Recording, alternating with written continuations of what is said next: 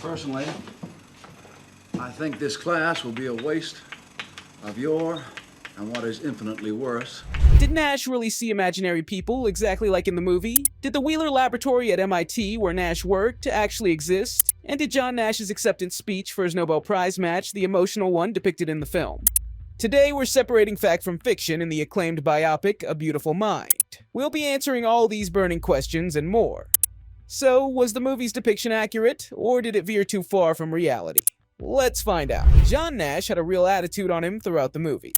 So, was John Nash really as cocky and arrogant? Yes, he kinda was. According to a few sources, many people who worked with Nash disliked him, even before his mental breakdown, because they found him arrogant, egotistical, and insensitive. However, they tolerated his behavior due to his mathematical genius. Was the portrayal of Nash's delusions in the movie accurate? No, it wasn't. In the film, Nash's delusions revolved around a fictional storyline of a communist conspiracy to smuggle a nuclear bomb into the US. However, in reality, Nash's delusions were even less logical and more chaotic than the movie version. We learn that Nash's mental breakdown through schizophrenia truly developed in the 1960s, after he had graduated from Princeton and married Alicia Nash. At the height of his madness, Nash believed that aliens were sending him encrypted messages through the New York Times, and that any man wearing a red necktie was a member of a secret international communist organization. He also claimed to colleagues that he was the Pope and the Emperor of Antarctica, and feared the government was working with extraterrestrials to destroy his reputation. At some point, Nash developed a messianic complex and thought he was a messenger from God, believing he was on a holy mission to come up with a mystical number that would prove the existence of God. So, while the movie tried to capture the spirit of his delusions, the actual details were quite different, and in many ways, even more bizarre than what was portrayed on screen. Did Nash stay at home after his first time in the mental institution, working on new formulas? No, after his first release from the mental hospital, Nash actually left the country and wandered around Europe for months. During this time, he declared himself a refugee and tried to renounce his US citizenship. While in Europe, he mailed postcards containing nonsensical stories and numerical formulas to his old workmates. It was Nash's wife who eventually worked with the State Department to have him deported back to the United States. Was John Nash allowed to return to Princeton despite his mental illness? Yes, Nash was allowed to return to Princeton despite his mental illness. However, his presence on campus was quite different from how it was portrayed in the movie. According to some details, Nash became an almost mythical figure to the students at Princeton, who referred to him as the Phantom. He would leave secret codes and mathematical formulas on blackboards and on papers shoved under the doors of teachers and wander the campus in red sneakers, murmuring to himself. So, while he was permitted to be on campus, his behavior was considered quite strange and disturbing by the Princeton community. Now, on to a more romantic note. Was the love story between John Nash and his wife, Alicia, as lovely as it was portrayed in the movie? No, the reality was quite different. Nash was involved with another woman and had fathered a child out of wedlock before meeting Alicia.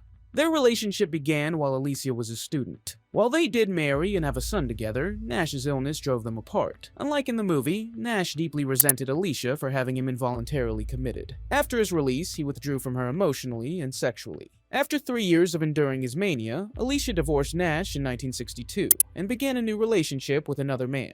She continued to help and support Nash as a friend rather than a husband, even allowing him to stay in her home to prevent him from becoming homeless. But they lived separate lives under the same roof. Their romantic relationship was only restarted after Nash won the Nobel Prize, leading them to remarry in 2001, well after his mental illness had already subsided. Was his wife's love and Nash's logic the key to his recovery? No, the reasons for Nash's recovery are a matter of debate. While the film depicts Nash's recovery as a result of him stopping his medication and relying on his logical mind, the truth is that many people with schizophrenia experience a natural remission of symptoms as they age. Nash did indeed stop taking his antipsychotic medication and never took any medication again.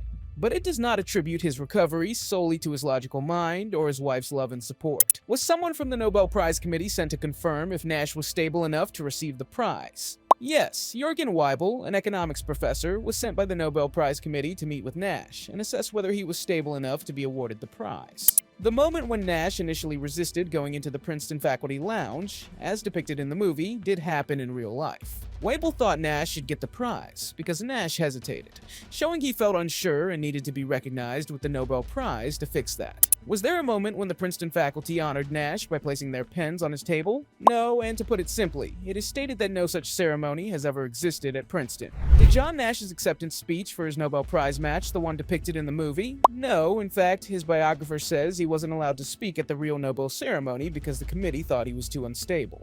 Nash did speak later at a Princeton party, but it wasn't the emotional tribute to his wife shown in the film. Instead, his speech mostly joked about hoping the award would boost his credit rating, and how winning all the prize money would help him out a lot.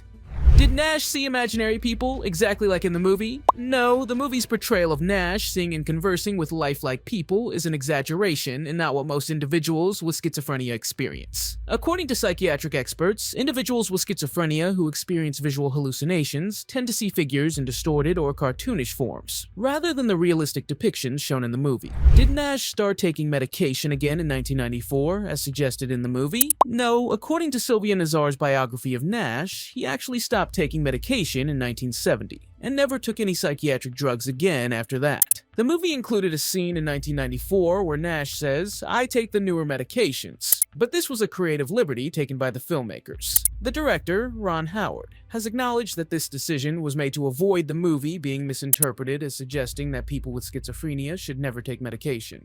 Maybe a smart move, but not historically accurate at all. Before we move on, make sure to subscribe and turn on notifications. Now, here's one that'll surprise you. Did the Wheeler Laboratory at MIT where Nash worked actually exist? No, this was a fictional creation. According to Professor Isidore M. Singer from MIT, there is not and never has been any Wheeler lab at the university. In reality, Nash was invited to MIT as a CLE Moore instructor, a job title offered by the university's math department to PhDs with potential in mathematics research.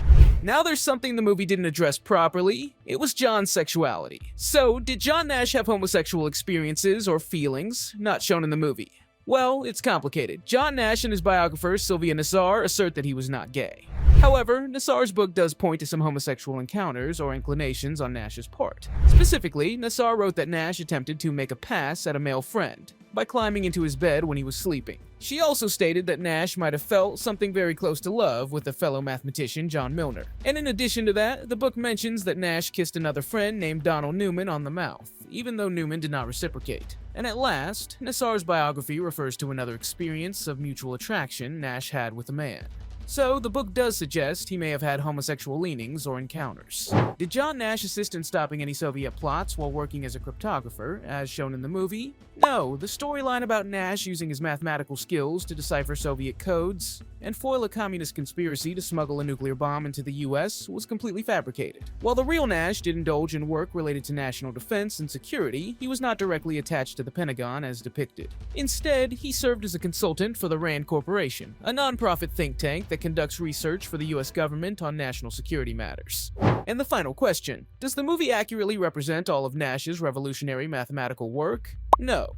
While it introduces audiences to the groundbreaking Nash equilibrium and Nash's work in game theory, which earned him the Nobel Prize, the film does not delve into many of his other pivotal concepts and theories. Nash also made pioneering contributions to the field of partial differential equations, for which he won the prestigious Abel Prize in mathematics. However, incorporating the complex mathematical jargon and details of these other theories likely would have been challenging for a mainstream film audience. This film has been criticized for being too fictional, but what are your thoughts? How accurate do you think the movie is, now that you've watched this video? Let us know in the comments below. And if you would like to see more of these videos, make sure to take a look at our channel. What is it? What's wrong?